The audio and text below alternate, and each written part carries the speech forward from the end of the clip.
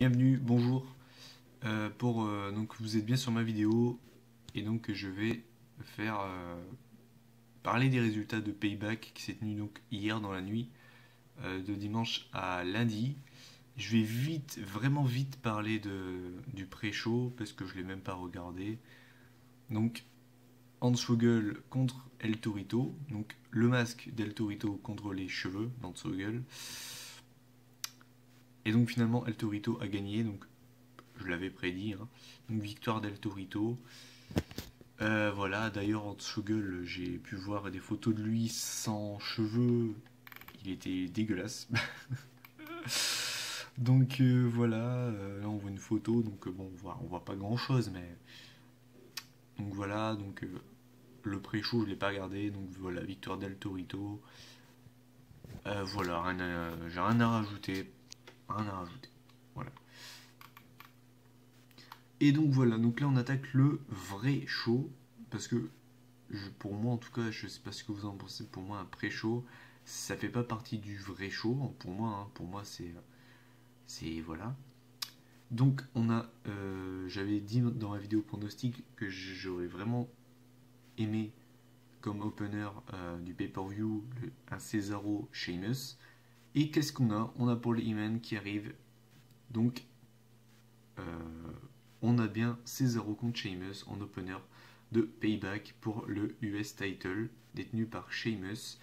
Alors, ça a été un bon match, j'ai bien aimé, ça a mis direct dans l'ambiance.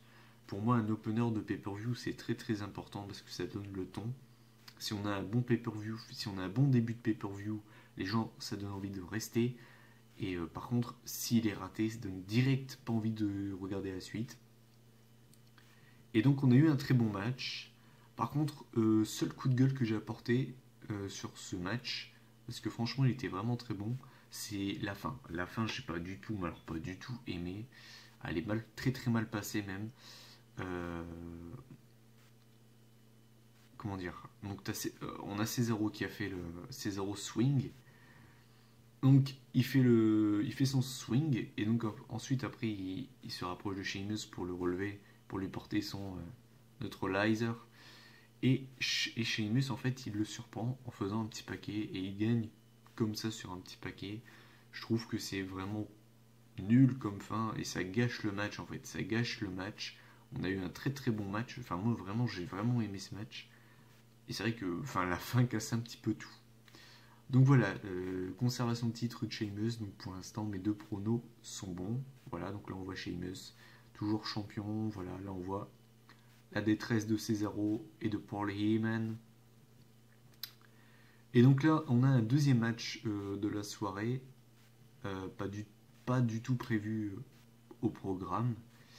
D'ailleurs, j'étais surpris, je ne m'attendais pas du tout à ce match.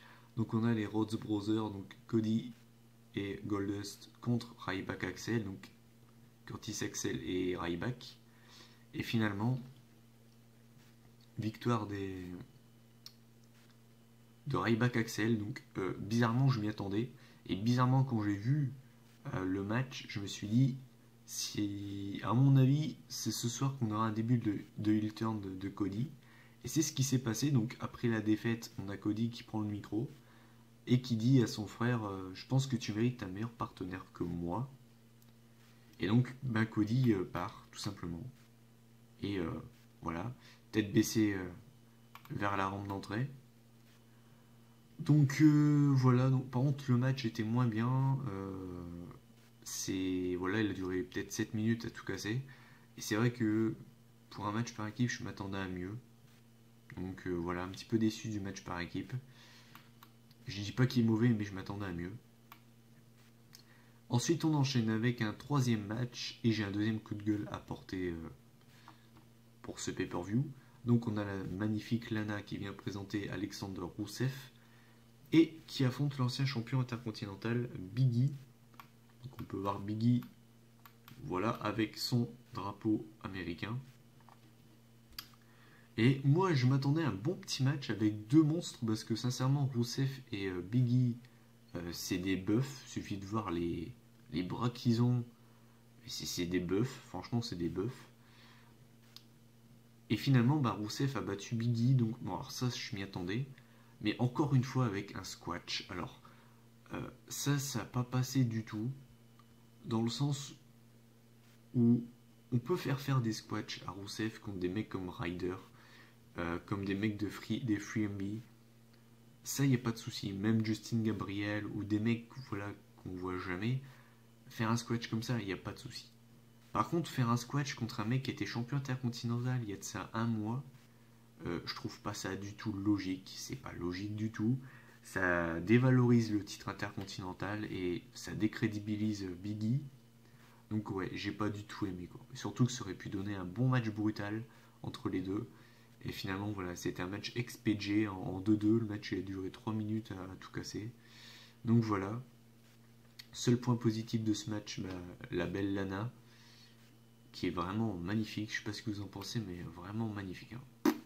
Là-dessus, il n'y a rien à dire. Voilà, donc là on voit Rousseff qui célèbre sa victoire. Et donc la deuxième chose qu'on s'y attendait pas du tout, on voit Kofi Kingston qui arrive sur le ring. Donc déjà, quand je l'ai vu arriver, je me suis dit, on va avoir droit à un deuxième match. Et ben écoutez, ben, pourquoi pas. Et là, on voit donc Bo Dallas arriver. Donc je me dis, bon, ben, on va pouvoir le voir sur un ring, ça va être intéressant. Et finalement, le match a même pas eu le temps de commencer que on a Kane qui arrive. Il y a Kane qui arrive. Alors sur le coup, j'ai pas, pareil encore une fois, j'ai pas compris pourquoi Kane débarque là maintenant.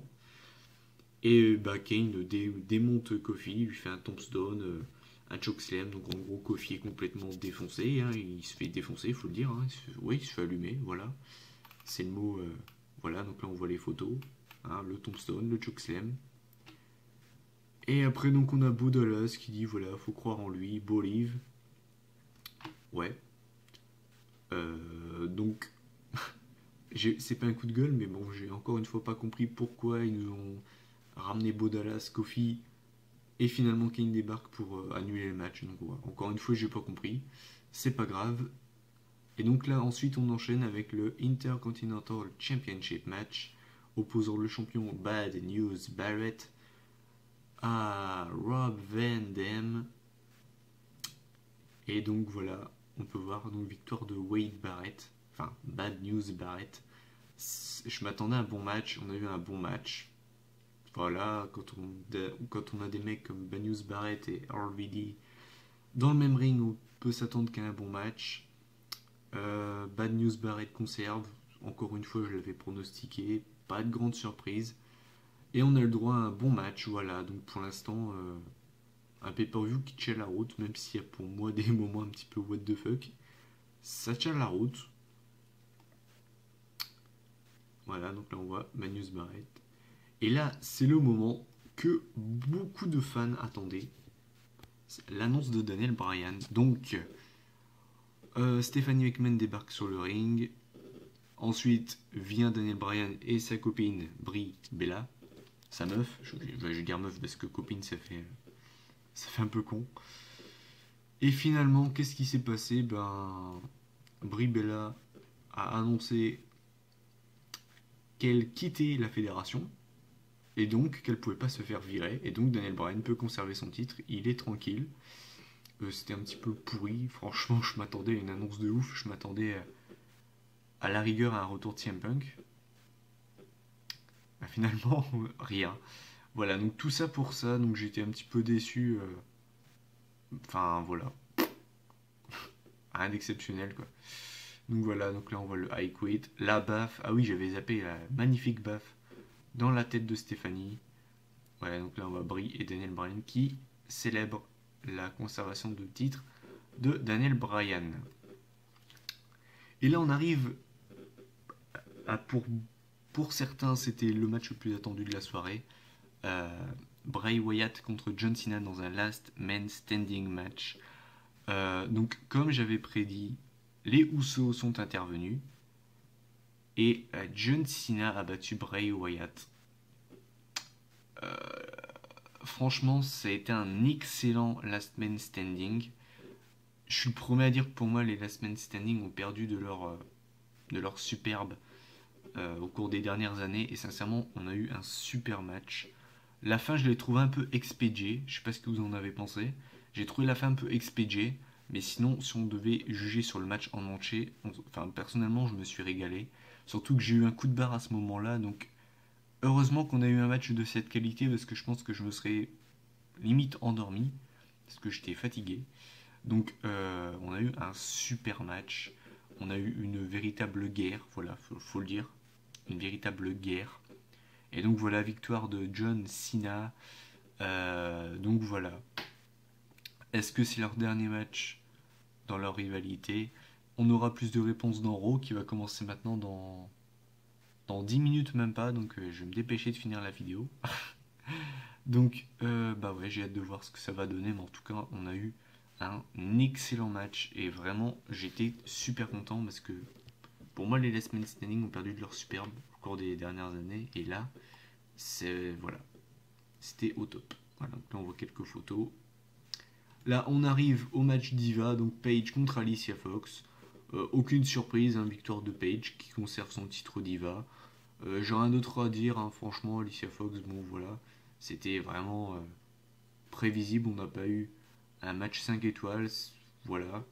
Et Alicia Fox était un petit peu vénère à la fin, normal. Voilà, donc j'expédie un peu ce match-là parce que sincèrement j'en ai un petit peu rien à faire. Et c'était pour moi surtout le match le plus prévisible de la soirée.